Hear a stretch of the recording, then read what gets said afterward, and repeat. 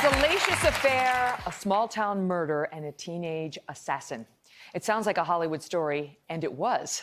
But before Nicole Kidman's film To Die For came out in 1995, it was the real-life drama of Pamela Smart. Do you remember that name? Yeah. And a case that captivated the nation. Investigation Discovery's brand new series, Pamela Smart, an American murder mystery, dives into the real-life story of a married woman, a high school student, and an alleged murder plot against her unsuspecting husband. Watch this. It was one of the most scandalous, I had an affair with Bill. salacious, Did you have sex with him when you came home? Yes. and shocking trials in American history. The story of 22-year-old newlywed Pamela Smart, a high school employee accused of seducing a student and manipulating him to murder her husband. On the night of May 1st, 1990, Pamela came home to find Greg lying motionless on the floor. The autopsy report revealed Greg was shot in the head, just above his ear. The police uncovered an affair Pamela was having with high school student Billy Flynn. Journalist Diane Dimond followed the case closely. Pamela Smart, 22 years old, is having a sexual affair with a 15-year-old boy, and this boy is tied to the murder of her husband? This is shocking. Pamela Smart was at the center of a brewing storm, and in Investigation Discovery's new series, Pamela Smart, an American murder mystery, every twist Pam know what you were going to do that night? Yeah, she's planning. and every turn is on full display. She said, God forgive me. What happened? I pulled the trigger. Pamela Smart was arrested and indicted on charges including accomplice to first-degree murder. It really is a he said, she said case.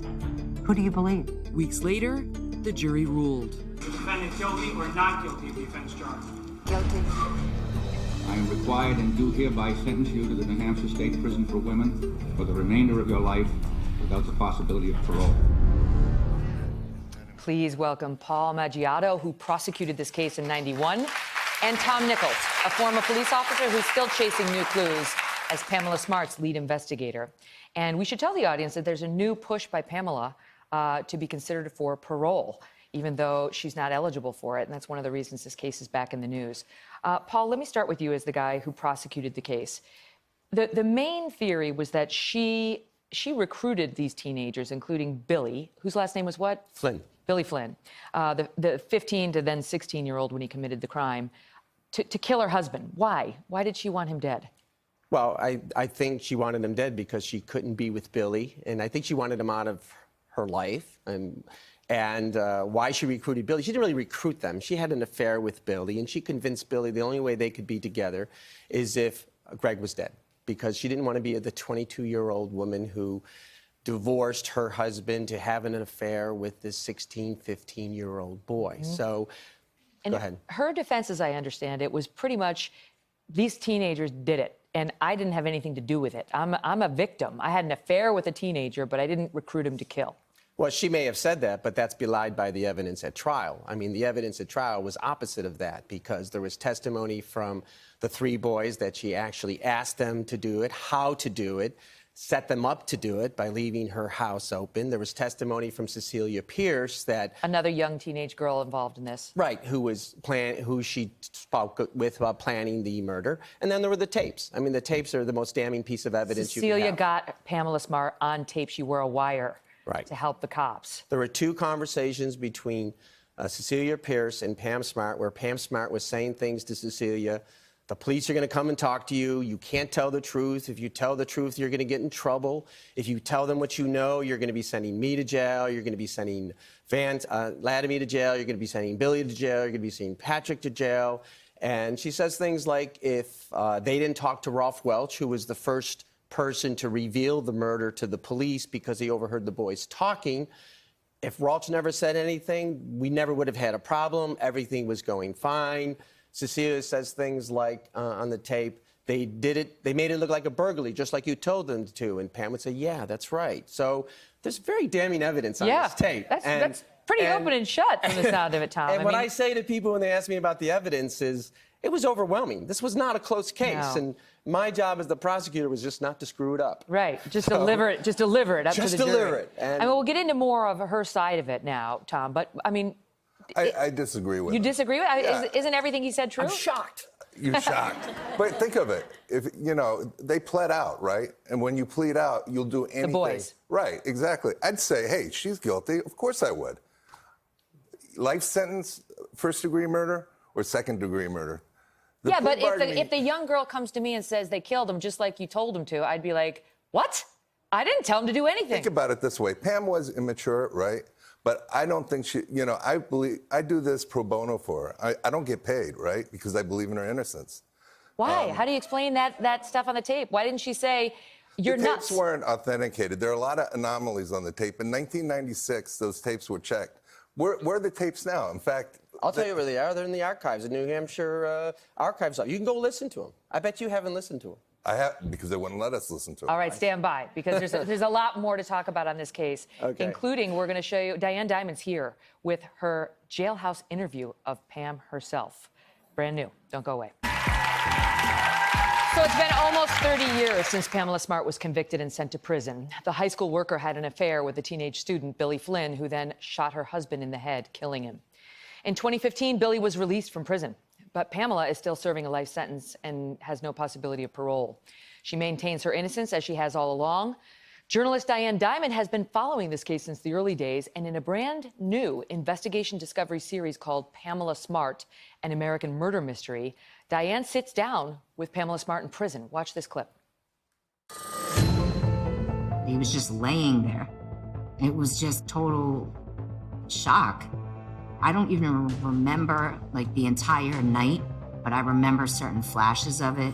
I wanted them to solve the murder of my husband. And so I was extremely cooperative and they were very nice. And then there was a time when that all shifted. Now, looking backwards, obviously what happened was they became convinced that I was a suspect. What do you want the world to know? I want the world to know that my incarceration is unjust, that my trial was unfair, and I'm being held in prison for a crime I didn't commit. Prosecutor Maggiotto says, if you would only admit some level of responsibility in this, you wouldn't be sitting here today. If you go and admit to a murder that you didn't even commit, you can get out of prison. But if you're really innocent, you can't. What kind of system do we have? As of now, there is no chance for parole. In fact, my paperwork says that my parole date is 99th day of the 99th month, 9,999. Joining us now, journalist Diane Dimond, along with former prosecutor Paul Maggiotto and Pamela Smart's investigator, Tom Nichols. So, Diane, fascinating to see her after all these years. Yeah. She looks remarkably different. Well, she's now almost 51 years old. Her birthday is this week. She's been in prison longer than she was ever out of prison. She's dyeing her hair? I mean, the hair was the first thing that grabbed me as I saw the difference. I heard what you said about your hair earlier. Yeah. Yeah. I mean, you make do in prison. You use concoctions like mayonnaise and peroxide, and you get the job done. I didn't know that. Okay. Now you know. She still maintains her innocence. She's never wavered in the fact that she says the boys did it on their own. Right, but she does, in every breath, admit that she had this affair with a 16-year-old kid, and she is horribly remorseful for that, and feels I'll bet, that her now that husband, she's sitting in prison. Yeah, well, but she believes Greg would still be alive if she had never had that affair.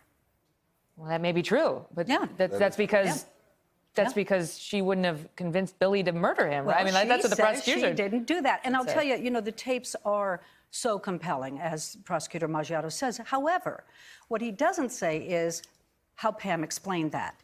And Pam told a couple of friends, one of whom testified at the trial, before she ever did it. She said, I'm going to call up Cecilia, and I'm going to pretend I know about this murder so I can figure out what she knows. She's the only one who's got any information. The police won't talk to me. Every time I talk to Cecilia, she says, well, I heard there was a glove found, or I heard they found the murder weapon, or I heard this or heard that. So Pam says on those tapes, she was trying to get information. What about that, Paul? I mean, is that possible? Well, let's talk about the facts. This is exactly what Pam Smart said at trial. None of this is new. And what choice did she have, right? Pam was caught on tape, so now she has to explain the tapes. And she has to come up with this, she concocts this story that I was just trying to get more information from Cecilia so I could go to the police with it. She was there having an affair with Billy Flynn, which she never told the police about. After Billy Flynn was arrested and they came to her and said, do you have any reason why this guy might kill your husband? Does she go and say I was having an affair with him? No. And what does she say on the tape? She says on the tapes, I will only admit the affair if I have to. And if I go to trial, I will admit the affair. And then me, with my education and my professional reputation, who are they going to believe? Me or some dumb 16-year-old kid? It's all on the tape. So this is exactly what Pam said at trial. And this is exactly what we cross-examined her about for 3 to 4 hours, and the jury didn't buy it, and they shouldn't have bought it. All right, so 2 questions we're going to pick up on. Number 1, some possible new evidence uncovered in the case, and number 2, what does Pam Smart think of the Nicole Kidman portrayal in To Die For? Diane knows. We'll talk about it when we come back. Investigation Discovery's brand new series, Pamela Smart, an American murder mystery, explores a 28-year-old murder conspiracy. Our guests today are journalist Diane Dimond, former prosecutor Paul Maggiotto, and Pamela Smart's investigator, Tom Nichols. Tom, what is the new evidence you may have uncovered in the case? A couple of weeks ago, I got a call, and the call is from a witness. Basically, the day before the murder, they went to pick up the grandmother's car, right? The teenagers. The teenagers, correct. And Pam. And Pam.